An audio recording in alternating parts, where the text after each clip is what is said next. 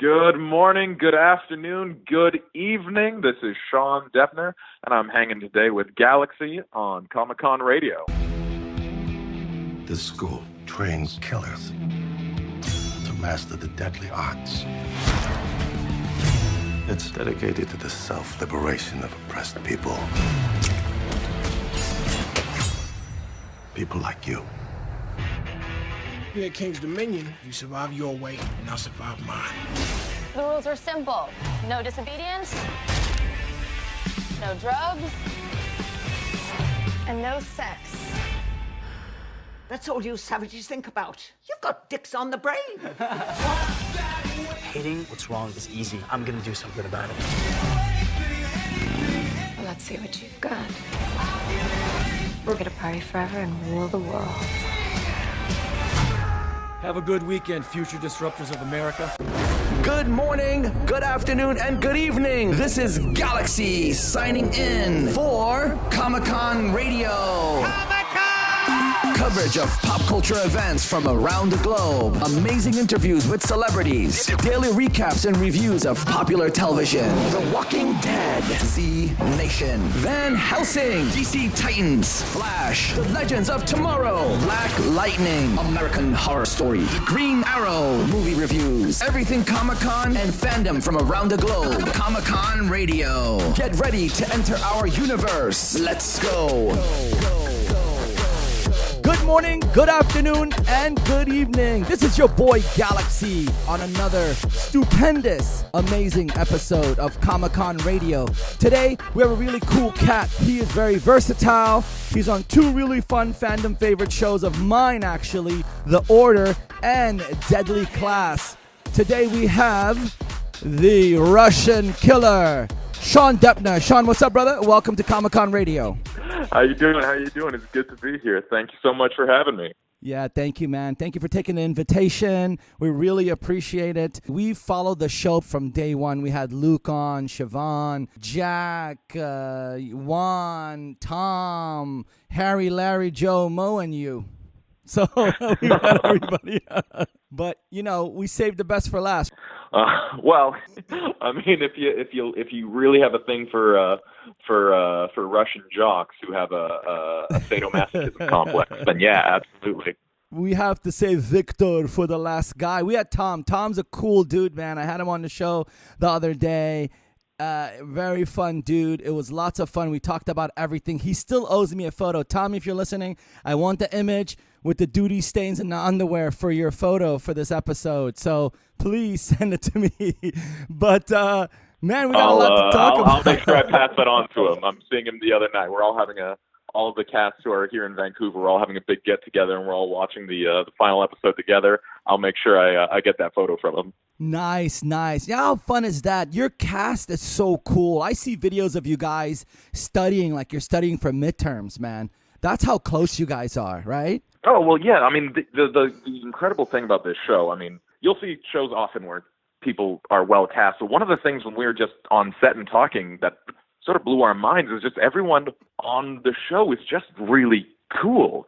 You know, it's like, it's kind of unheard of that, like, a cast just kind of gets along this well. I mean, because we've had a lot of people on the show who worked on a lot of different shows, and, like, yeah, we just, like, being on set is really easy and fun, like, hanging around and messing around. And when we're done, we still, like, hang out and whatnot. It's kind of incredible. It's a real joy. That's really cool to hear. You know, you don't hear that often. And when you do hear things like this, that show is amazing. Because when you guys are all cordial and nice and cool and buddy, and you take it serious and you love what you're doing, it's going to show in your work. And you guys have been doing so amazing. That show is great. It's just perfect. Let me talk about your character. So I love another show you're on, The Order, and you played this preppy rich kid, and you played it so well. I kind of didn't recognize you for a second, and then I was like, hey, that's Sean Depner. And then, you know, on Deadliest Class, you play Victor. I thought you were British. No, I'm homegrown here in Vancouver, Canada, born and raised. Jonas is my character on The Order, and he is, I love Victor dearly, but I think Jonas is probably the most fun I've ever had on set, because on the page, looking at the script, Jonas doesn't really have that much to do. He has a few lines here and there. But the fun thing about him is he's just such an idiot. So, like, I would just get to show up every day on set. You know, I'd have 2 or 3 lines. I've got that, and we're good to go. And I just sort of walk around the set and sort of go over the scene. I'm like, how fucking dumb can I be today? What's something, I don't know. It was just like every day got to come up, and it was like my own little, like, I don't know, Easter egg surprise of like, what little goodies can I find? If you are watching the show, and my first scene where I have the line where, what kills werewolves? And I go, silver, and she says, don't say bullets. And I said, bullfrogs. At the end of that scene, she's like, get out of my office, and everybody leaves. Pay attention to how Jonas leaves the room. He does a full, like, 360, like he goes to, like, leave to the right, and he's like, oh, no, that's not the way. He does a little twirl. Anyways, he does a little twirl. I saw it, man. I saw you throughout that whole episode. Were you a little more buffer on that show? Because, see, in Deadly Class, you look more fit, like more cut fit. Because I know you're around like all these like, good-looking teens and young adults. You got like models and all these good-looking people. But I think on The Order, you were just like maybe pumping iron or something like that. I don't know. Well, what you're seeing in The Order is because we shot the first episode of Deadly Class 9 months. Yeah, I think 9 months before the rest of the season because we shot the pilot. And so I got on The Order right in between. So I was training for Deadly Class at the time. So when you see me in The Order, you're seeing me sort of like mid-bulk before I started cutting down for Deadly Class. So yeah, I've definitely got a little extra weight on me that basically right after we finished The Order, I spent like the next 3 months just cutting. And then you see me at like the house party scene, and you see a lot of me. And, yeah. You know what, man? All the ladies, whether they're in Canada or the United States or anywhere, they like that scene. I saw some stuff on social media, and they're like, yes, they want the Russian Stallion. That's what they said. I don't know, man. So you got to reply to them. Well, I can tell you from my experience, my own sort of Instagram comments and whatnot, that it's not just the ladies. It's everybody wants the Russian guy. And I mean, it's. Have you gotten the naked pics yet? Terribly flattering. Have you gotten the naked pics yet? on your DM? I choose not to comment. Hey, man, I tell everybody. I had Jack on the show, and I know this is like his first major show, Deadly Class, and I told him, I said, your social media is going to grow huge, and you're going to start getting naked pictures. Just don't open them. He said, okay.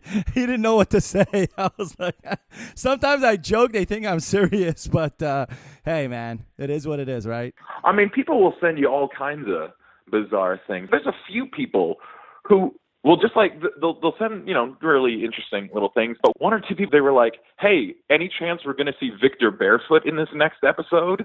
And I'm like, I don't want to get into that.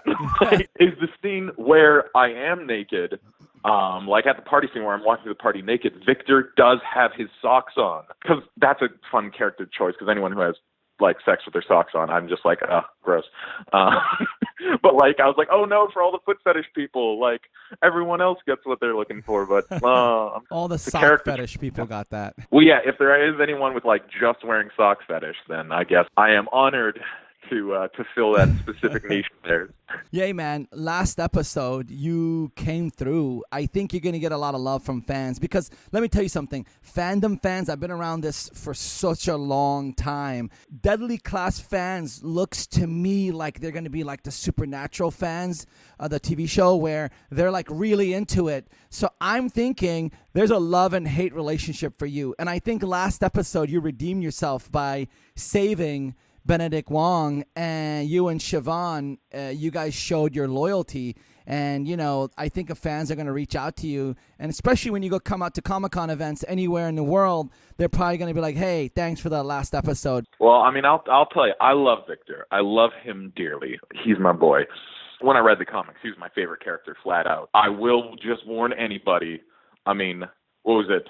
Second or third episode, that whole like rat will always be rat moment. You can love Victor, but he will hurt you every time you think he's like, oh, he's come around, he's like a good dude. Oh, he just isn't like. I love him, and I try to give him as like, he's not an evil person in my mind, but he is a massive tool. And, well, you're playing the character well. Oh well, thank you very much. But yeah, if you try to get on Team Victor, he will hurt you time and time again. But if you like being hurt, then he's a good guy to follow. I don't know. That's it. I love him. I'm going to be on Team Victor till the day I die. Hey, man. Well, you know what? You have the comic book fans and you have the TV fans now.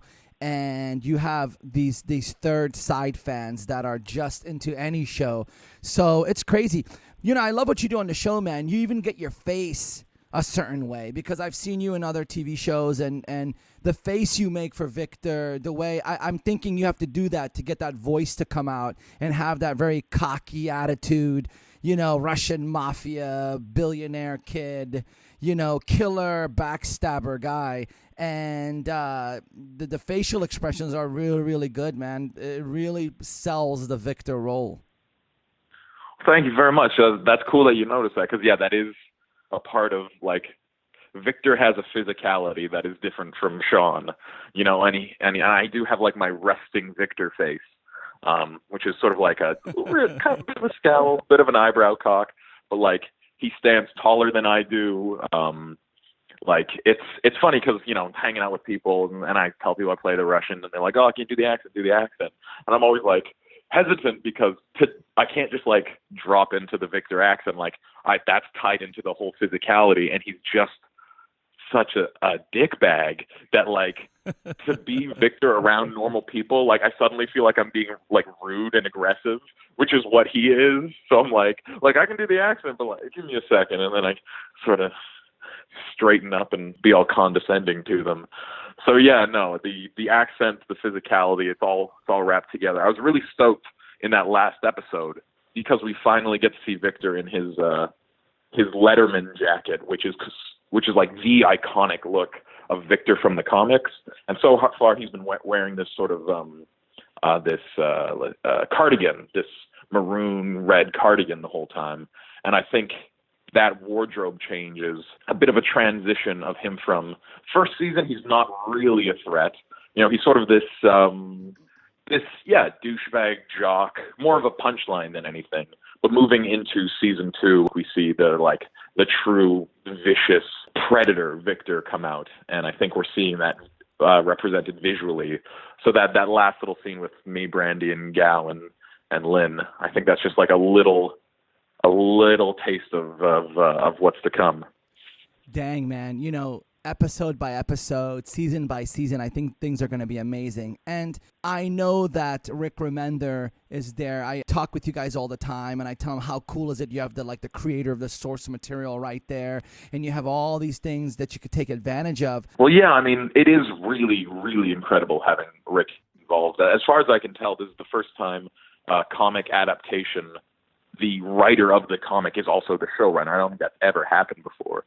And so I think this is just a really good adaptation because it follows like the broader strokes of the comic, but a lot of the details get sort of shuffled around because it's like, oh, it's a different medium. We're telling a different story. But, I'm sitting here because I've gone over the comics I don't even know how many times. So like anything that changes, I'm like, oh, that's so interesting that they've, there's that scene where in the comics, Victor is going after Maria and she kicks his ass. And in the show, it went with Lex. And I was looking at that. I was like, ooh, why'd they make that choice? And I was like, oh, that's so interesting because that's to like bring in more tension between Lex and Maria building up to episode 9. And I'm like, that just makes more sense than having, Victor do that. And it's just one more chance to show Victor being an idiot, which we've already shown earlier in the thing. So like all the little details get mixed around. But I think I've listened to Rick and Miles, the showrunners of the show, talking about it. And every decision they make, it's not willy-nilly. Everything, they're always wondering about what's going to tell the story stronger, what's going to make the show better. So I'm just really impressed basically the whole way along of their retelling and their reinterpretation of their own material, That's an amazing situation. So, yeah. That's really great. And it's so cool that it's shot there in Canada. It's like your backyard. And another cool thing is how amazing it is to have the Russo brothers doing all your fight scenes and all that crazy stuff. It's such a crazy show. You guys got some very awesome people involved in it. You know, Henry Rollins was on early on, and you got all these like cast members. You know, like look at Lana Condor. Ever since her Netflix movie went so big, she went from like, you know, a couple of 100,000 followers to like what, 6 million. Like everybody's blowing up big. Like, and you guys are going here and there. It's an amazing formula for something great. This is kind of like the A+ show that's happening for SYFY, and then we only know it's going to go up from there. I mean, absolutely. Like when I found out that the Russo brothers were attached, I lost my mind a fair bit. Because, oh boy, I've been a fan of their work for a long time. You just said that 1,000 times, so you must be excited. Yeah. But I mean, yes, the cast is really incredible. One of the things that I think really sets us apart is the directors who we get on for the episodes are really incredible. I mean, Adam Kane is one of our showrunners as well, and I think he did 4 of our episodes. And oh no, I'm forgetting all their names.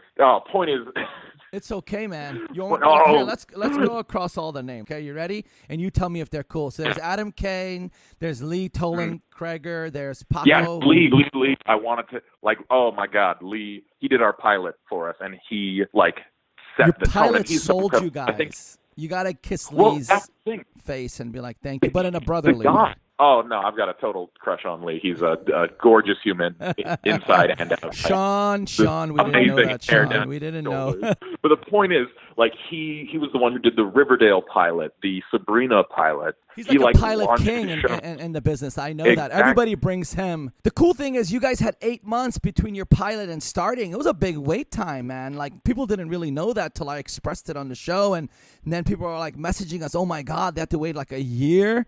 But you guys had the pilot king. It was a winning formula, man. It was good. I think we get a lot of love with our producers and our cast, but so much of the show and so much of the style comes from our incredibly talented directors that we've been able to land. And that just comes back to the Russo brothers and Rick Remender and Miles and Adam Kane and our showrunners having an eye for talent and bringing talented people on. So I feel just so incredibly blessed to have not just talented people, but people who recognize talent and are able to bring the right people on board. That's really cool that you recognize that. And I love the camaraderie between you guys. Like I mentioned earlier in the show, I keep saying that over and over because it just doesn't get better than this. There's, like I said earlier in the show, there's like clips of you guys studying scripts and like hiding behind walls, watching the makeout scenes and like smirking at each other. That's really fun. You know, staying this humble is going to get you guys far because the fans out there these days with the social media and everything so powerful, people get to see things instantly and they fall in love instantly. And it really shows a lot. I've noticed that each one of your characters on the show really plays a big part. It wouldn't be the same without any of you. So just put that in a note as well, because if you think, okay, I didn't have enough roles or this or that, I think if Victor wasn't there, it wouldn't be the same. I think if so-and-so wasn't there or this person, it just all makes big sense. It's such a perfect formula, man. I just keep saying that over and over. Well, I couldn't agree more. When we're talking about what they've changed from the comic, there's certain characters in the comic who haven't shown up in the show yet. And that's because you're absolutely right. Every character that we have in the show needs to be there. Each of them are serving a purpose. And so certain characters who I love but we haven't seen yet is like Stephen and Kendall and Straight Edge Dan, characters that I would love to see, but Rick and Miles are smart enough to know, let's focus. Who do we need this season? Who do we need to have? Let's keep it only as big as it needs to be, and we'll introduce those as we go. And so, yeah, it's brilliant.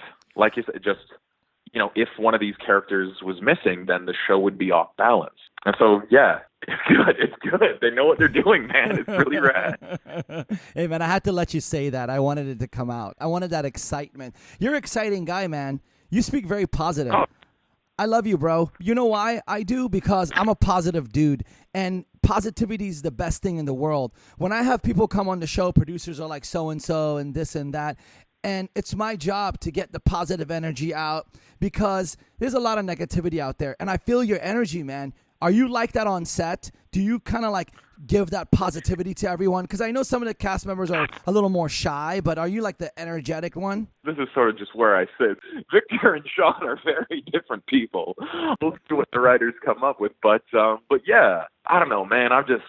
You just yeah, yourself. You're I've just always Sean. been Sean is Sean. That's it. Yeah, no, like I'm just sort of exuberance to me that comes fairly naturally, and that's cool, yeah, dude. no, I'm really excitable. Like it's oh my god, dude, let me tell you. So like on set. Like, okay, woo, woo, woo, here comes Tangent. Get ready for Tangent Town. So, like,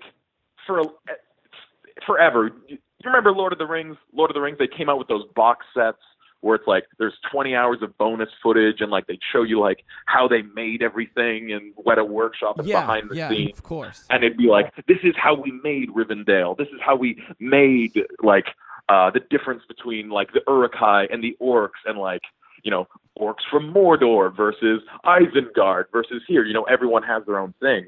Being on this show, being a fan of the comics, and then being able to, like, walk on the set and seeing the various sets built, being able to, like, go into the costume department and see, like, the mood boards for what are we going to dress the Yakuza kids like? What's Petra going to look like? What are the preps looking like?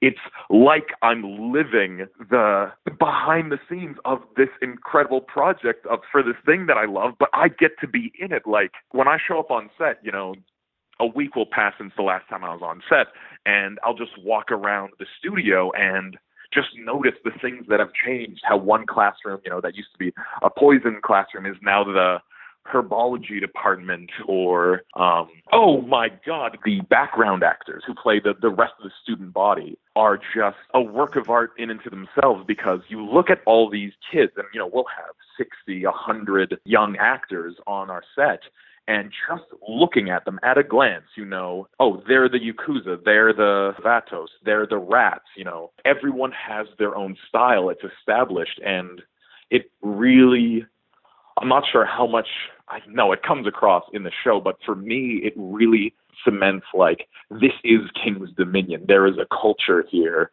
You know, this is a real breathing place. And so, yeah, it's just amazing to be able to, like, see this thing come together and see the choices and be able to see it happen. It's an absolute gift. You named the Lord of the Rings pretty good, man. You're like really extensive knowledge on it. Dude, I go hard on Lord of the Rings, man. Like, move over, everybody else. You're like you got everything down. You like named every city and dwarf and person and thing. And I was like, yeah, he knows what's up. Because one of my producers just messaged me on the screen and said, this guy knows his stuff. Like, I'm a big nerd. Hey, man. Nerds look every different way. If you look at me, I don't look like a nerd, but I'm a nerd. You're a nerd. We're all nerds, baby. So it's good to be part of the club. But yeah, no, I've a big Lord of the Rings fan for a long time. So basically what you're trying to say is that you're like the king nerd. Absolutely not. Let me tell you. Look, I'm a nerd. I'm not a king nerd. I used to work at Starbucks, which is a soul-crushing experience. If anyone's doing it right now, my condolences. And so while I was working at Starbucks, for some reason, I don't know why this happened, but it just did, to keep myself sane, I started writing joke Harry Potter pickup lines. So it'd be like, oh God, it'd be like, oh shit, like, hey girl, what's up? Like, are you a Horcrux? Because I'd love to see a little piece of me. No, wait, no, that's not how it goes. Hey, what's up? Are you a Horcrux? Because I would kill to have a piece of me inside of you. Or like, oh fuck. Oh, damn, girl, does it say Lumos on your teeth? Nah, it's just that your smile brightens the room. Or, anyways, oh yeah, they were awful. But you know, another one of my that's cool though. That's cool. Slaves were Harry Potter nerds, and so I'd be like, oh yeah, give me something with thestrals. Let me write a thestral one. Let's do Grindylows. Can I work fucking Bertie Bott's every flavored beans into one? And 9 times out of 10 I could. But then, you know, and I tell people this, and then my buddy, who is like the Harry Potter king of Vancouver, he's like, oh, you know, I'm going to a Harry Potter trivia night. come along. And I was like, oh, I know. I write these silly lines. I know enough about Harry Potter. And I went to this trivia night, and I was lost. Like, I like nerdy things, but I am definitely not king nerd. Like, they were asking, like, real specific things. I was helpful for the one time when it's like, what fucking dragon did Fleur fight in book 4, and it was the Swedish Snubnose. But no, I got 1 out of 40, and I was not helpful. So don't come at me. I'm not saying I'm the king nerd. I'm just one of the. I called you the king nerd. You didn't. You just said some cool things. That's all. I'm cutting my nerd week and bringing it home to my lovely peasant nerd family with our thatched roof made of nerd paraphernalia. Just Funko Pop and Doritos. You crazy boy, you crazy. I heard something really cool, Sean. I heard something really cool. I heard that while you guys were filming Deadly Class, you guys played Dungeons and Dragons together on the weekends. Yes. And you were the DM. No, that's true. No, I mean, more just evidence of my nerddom. Well, it was really fun because on the pilot, I was in the process of, I've been playing D&D since I was maybe 15 years old. When I listened to the original Penny Arcade Acquisitions Incorporated podcast, because I loved the webcomic, I was like, oh, this would be fun. And I ended up playing with my brother and like my best friend's dad, of all things. Anyways, I was prepping for a campaign because I was introducing the game to a bunch of new players when we were shooting the pilot. And so between scenes, we're in the green room, and I'm just going over D&D books. And, the cast start asking questions, what's this? And Ben, of all people, was really into it. So, like, the last day we were all hanging out for the pilot, 8 months before we start shooting the season, we're just hanging out, and we're like, oh, what are we gonna do? He's like, we need to play D&D right now. And I like, right now. I'm like, oh, okay. So we went and bought some dice and just sort of improvised an ad hoc D&D session. And so 8 months later, when we actually get together, people were talking about just hanging out and reminiscing about the pilot and talking about how much fun it was that one time that we all just messed around. I was like, well, you know what? We could just make that a thing. Yeah. We got together, Luke and Ben got a place together, and we just go there Sunday afternoons, and everybody made their character, and we were just playing together, and it was absolutely such a great way to spend, because like I was saying, we as a cast, we like hanging out together, and so just getting together every Sunday, sit down, hang out. I think it was really cool because for the out-of-towners, Mitch, Luke, Ben, it can be really tough shooting in a new city where you don't really know anybody. And this sort of gave a sense of continuity of, no matter what happens, what we're shooting, it's like every Sunday we get together.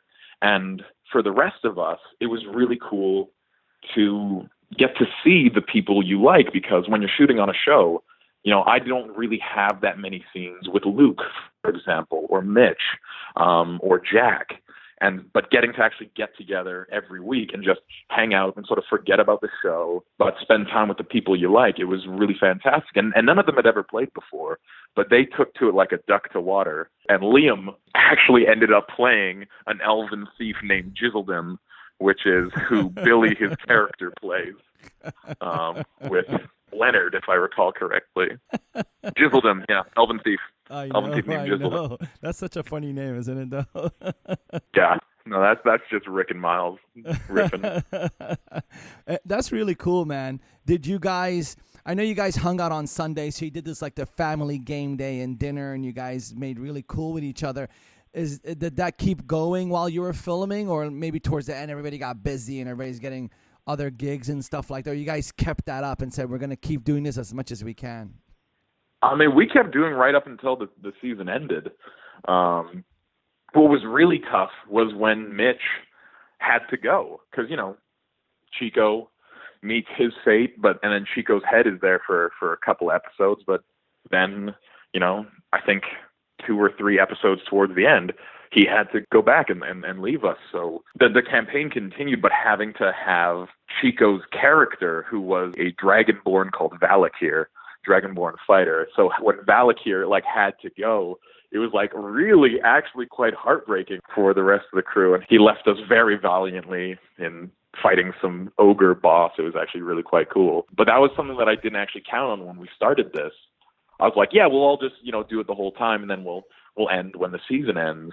But, having one of us leave prematurely, and knowing that, like, Mitch, Chico, he's not coming back. And so, it wasn't just like saying goodbye to Mitch. It wasn't just saying goodbye to Chico. It's also saying goodbye to Val, who, was this other element of him who we all come to love. And so that was just one more thing that makes it so bittersweet when you're working on projects like this, to say goodbye, or rather see you later. You know what, man? What would be so cool if you guys put out a video of all your behind the scene cool stuff, like of hanging out on Sundays, eating lunch together, first meeting each other, just like everything. That would be so cool. I think it would take the show to another level. Well, I mean, I can't say too much, but I can say that when we were playing on Sundays, someone had the idea that we should set up some GoPros and just record it, because we thought people might be interested in seeing that. And so I can't promise anything, but there are conversations happening in terms of what's going to happen with that footage and moving forward into season 2 and whatnot. So I certainly would love to have that happen, and I'm currently working very hard to see that happens. You're a cool dude, man. You're really optimistic, and you want everything to be amazing. When you were growing up, was acting something you wanted to do, or was there something else in mind first, and then you just fell into it? When I was a kid, what I wanted to be was a cartoonist. I wanted to make like cartoons and comics. Visual art was my thing. I mean, I've always been fairly loud and big, and I liked performing. And, even as a little kid, I was in like choirs and whatnot. I've always loved singing. And so as a combination of taking to my high school's drama program and also having a really not so encouraging 8th grade art teacher, I sort of shifted away from visual art and got more into performing. But once was able to take like film production as an elective in high school, that was it. I've always loved movies and film, especially by the last 2 years of high school. I was basically skipping my academic classes so I could get together with my crew, where we just run around and shoot these silly short films and whatnot. And so it really became all about theater and film and TV. And it wasn't till after high school where I got a scholarship to Vancouver Film School for directing and cinematography, behind the camera stuff. And I did that for a year. And that was the first time I ever just did film. It was always film and acting before that. But while I was there, I was like, I loved it. I got to study. I got to learn how to make films. I got to really learn about what's going on behind the camera. But I missed acting. I sort of realized, I was like, oh man, like I can't live without this thing.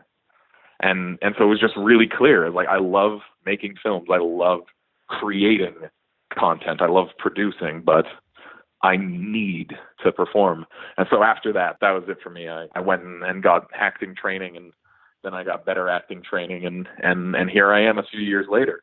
And you're on your way. You're in a couple amazing shows. I think The Order needed more press behind it. It's an amazing series. I binged it in one day. Surprised by the reception it's getting. Like I said, I just had an absolute blast on it. I've been good friends with Adam DeMarco, and who plays Randall, and Sarah Gray. We did like an independent film way back in the day in like 2013 or something. And so it was just a joy to be on set with my friends. But people have really responded to it. We all had a blast. We all loved it. But with these things, you never really know who it's going to connect with. And so I think I saw something the other day.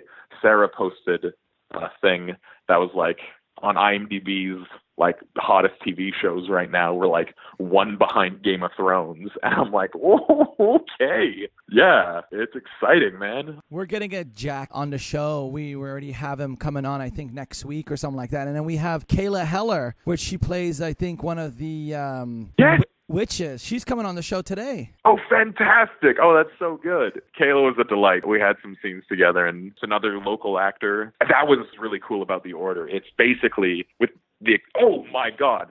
So yeah, it's all like Vancouver actors. I think so. And Jewel State, who of course played Kaylee from Firefly. She's a Vancouver actor from White Rock originally.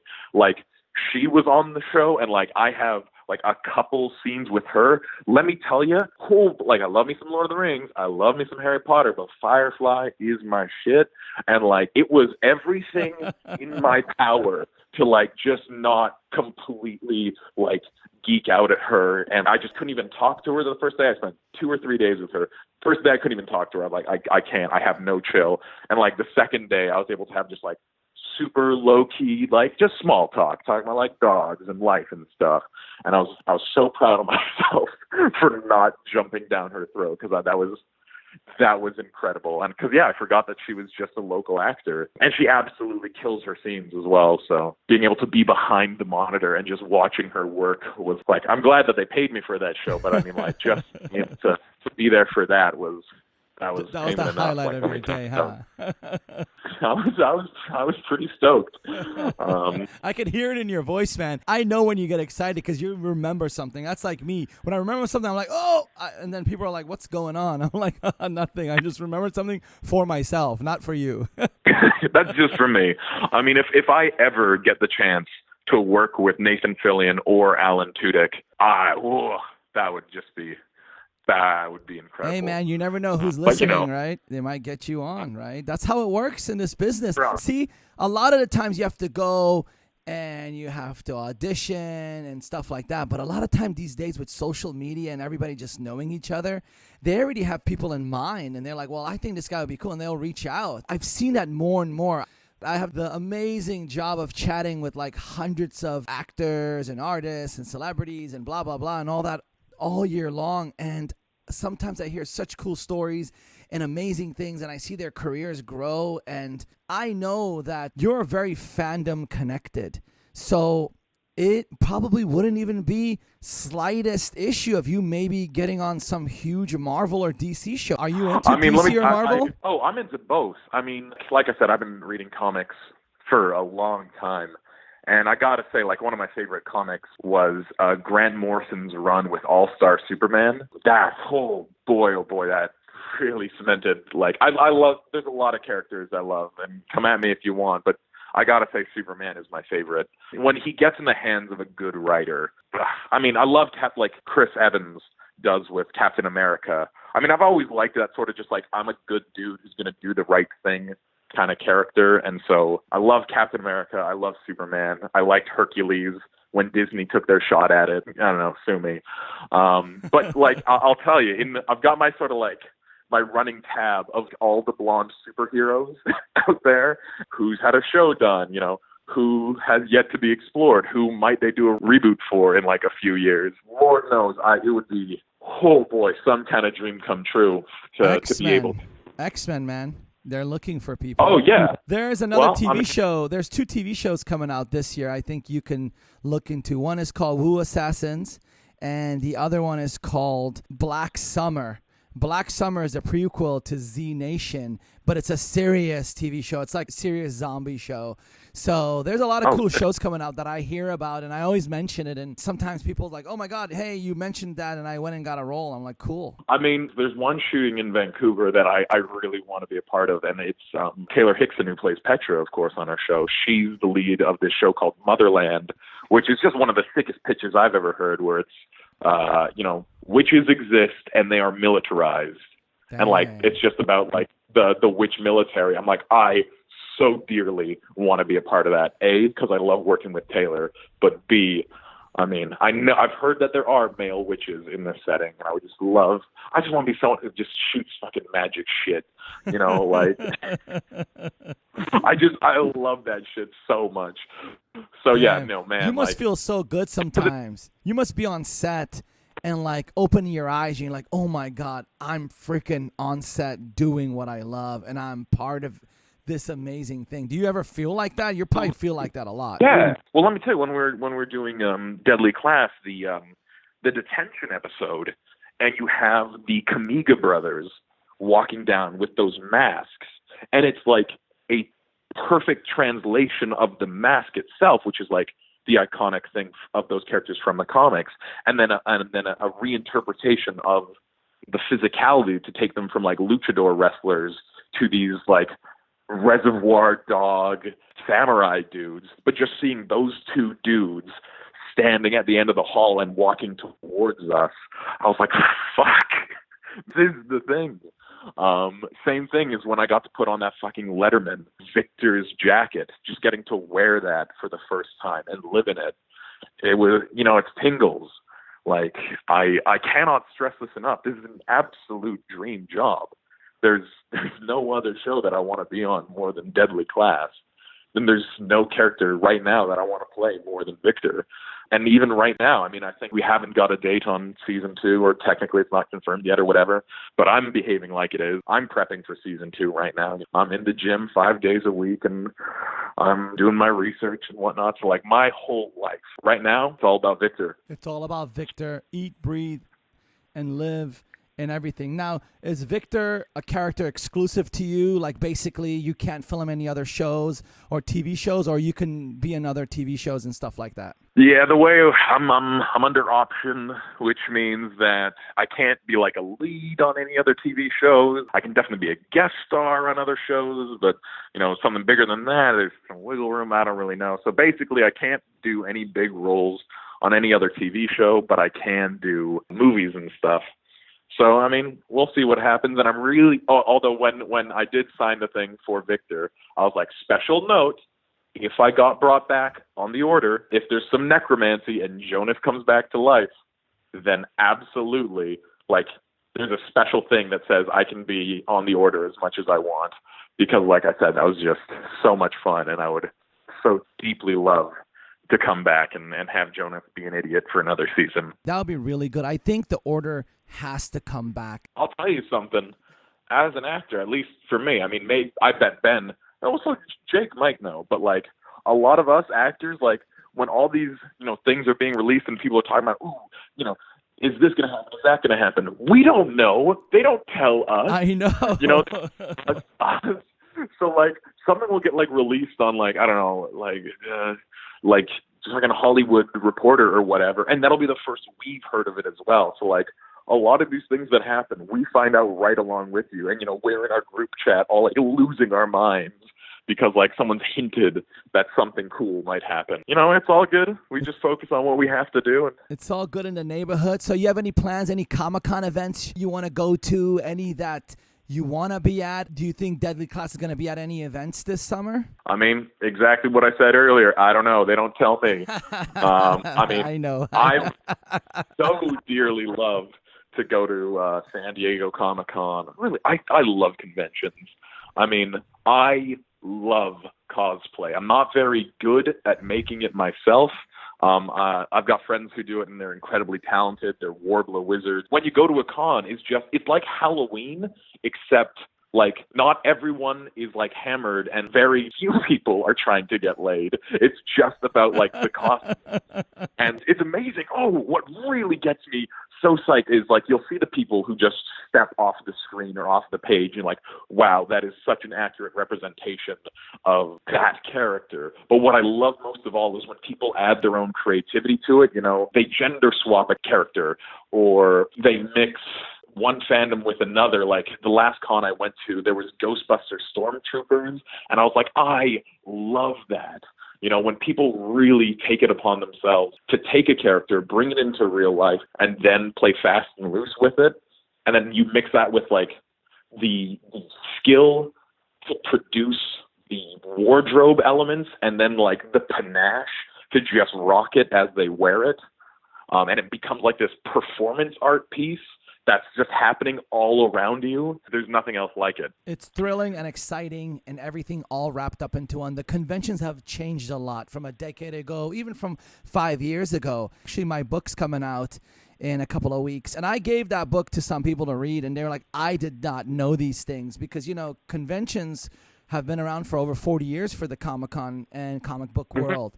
And you know that because you are like me, man. You're on my street, but it's amazing. And these conventions have grown. San Diego can pull 1 million people if they want to. They just lock the doors at a certain number. So it's beyond amazing. Beyond amazing. And it's the most coolest thing in the world.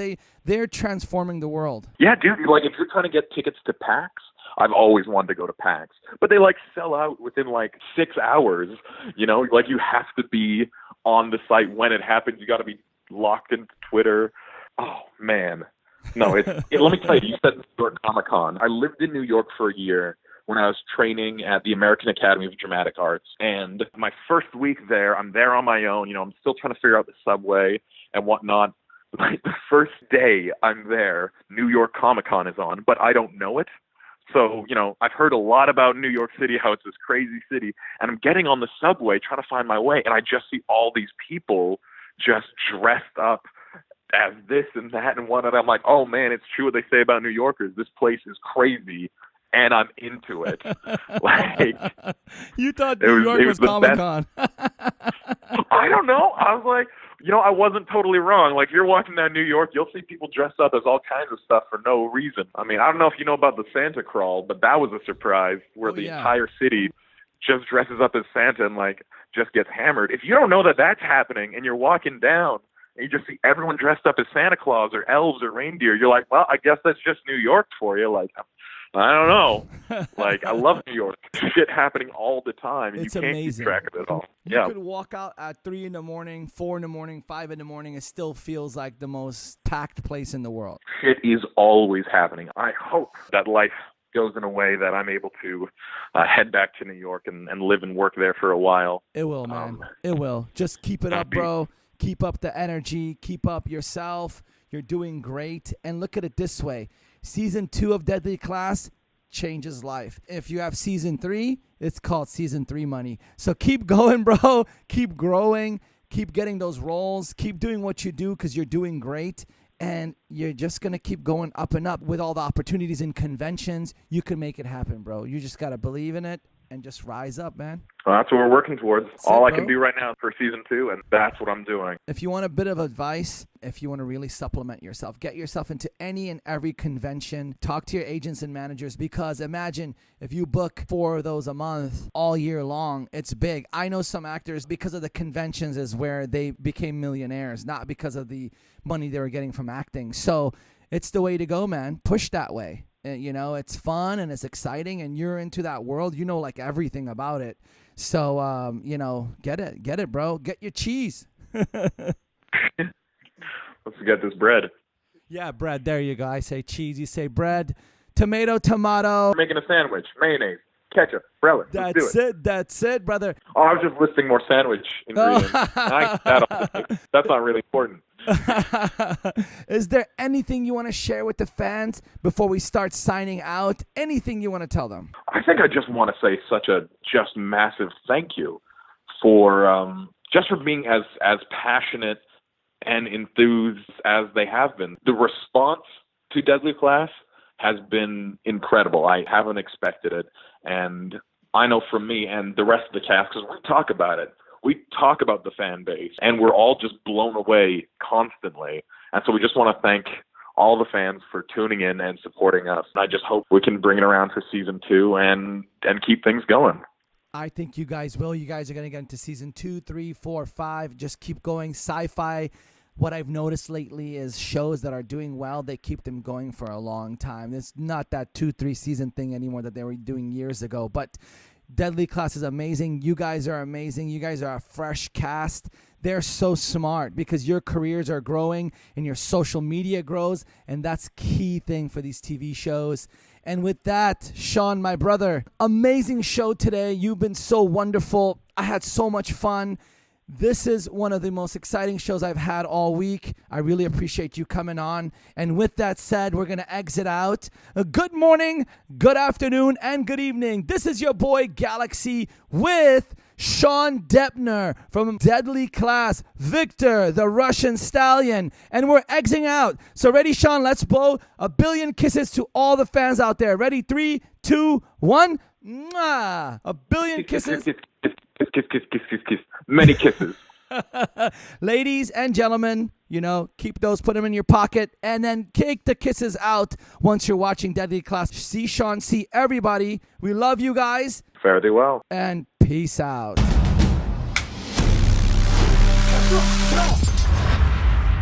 You satisfied with your life?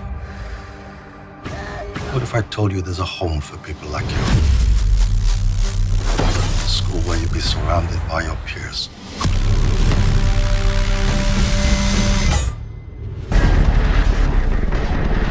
Hi, I am Lana Condor. This is Deadly Class, and welcome to King's Dominion. Deadly Class is about a high school for assassins set in the Reagan mid-'80s. We've been hearing about Rick's book for a few years. The artwork is incredible. It's one of the more twisted coming-of-age stories we've ever read. So, first time we read the book, we were blown away. It's why we're standing here working on the show. After school today, one of you's gonna die. Deadly Class is a story of a street kid, an orphan, who has a very tragic past. He gets approached by a mysterious collection of characters who belong to a school for assassins. I'm offering you a chance to harness that fire inside you, master the deadly arts. Not to be a dick, but what do you have to lose? Nothing. We first meet Marcus on the streets. He's kind of like a rabid dog. He has a lot of love, but he also has a lot of hate in his heart. Hating what's wrong is easy. I'm gonna do something about it. First year will follow his training as a new assassin. You've got the thing this place is supposed to nurture, and they all see it. And that's why we'll try and destroy you. So there's things that I can't do in a comic. There's things that just don't fit. I only have 20 pages. And what we were able to do here is take what's in there and unpack all of the characters and the story elements and get a wider look, the optics on the story and the characters in a way that we weren't able to in the book. There's nothing sweet about us. We get to really feel the person behind the role, and that's priceless. Dude, what's your problem? Punk-ass bitches is my problem. The cool thing about Willie is he's a badass, and I ain't no bitch like Chico. Get in the damn car. Do you have any idea where you are? Saya is the most athletic and deadly character in the entire series, with the exception of Master Lin. As soon as they put on the tattoos and the hair and everything, you can't help but feel badass. Her weapon of choice is her katana. It's a massive blade, and the actual weapon itself is very heavy. And then she's just slicing it around, and it looks really amazing. And I can't wait to use it more throughout the show. Some rep you got. We have Maria, part of the Mexican cartel, and her combat is fluid, it's beautiful, and it's dangerous. I love this outfit. It actually makes me feel very powerful. This isn't as sexy as I imagined. Safe word. The class clown would definitely be Billy. A mousetrap? I get it. Even though it's a heightened world, we're really kind of digging into what it is to be a teenager in 1987. Who listens to a Walkman at a party? This is an authentic snapshot of Generation X, of the kids that I grew up with in the underground and the subculture. But it's also an authentic snapshot of just teenage existence. White Snake. Putting on a bloody Rama and Def Leppard. Sweet little Jesus. Deadly Class pulls no punches in its ability to shock. People might see some things that are happening now, things being politicized and weaponized at almost every single level. So you want to snuff Reagan? Yeah, he killed my parents. Changing the world is hippie bullshit. All the action is born out of character. None of it is salacious. None of it's for spectacle. It's all very cool to look at, but contextually, you will care if somebody involved in a dangerous situation comes out of it scathed or unscathed. Take a road trip. A road trip? To kill my dad. And my mom, my brother, they're not gonna survive it. It has the actions that everyone loves, but there's also a lot of heart and character and relatability. The best part of filming so far, I think, is just being with my friends. I mean, the whole cast is amazing, and we all got really close. The cast is incredible. I just think there's nothing like it on television. Our job is to be innovative and disruptive, and we're looking for fresh stories to tell, stories that are surprising to people. I think people are going to be really surprised by the show.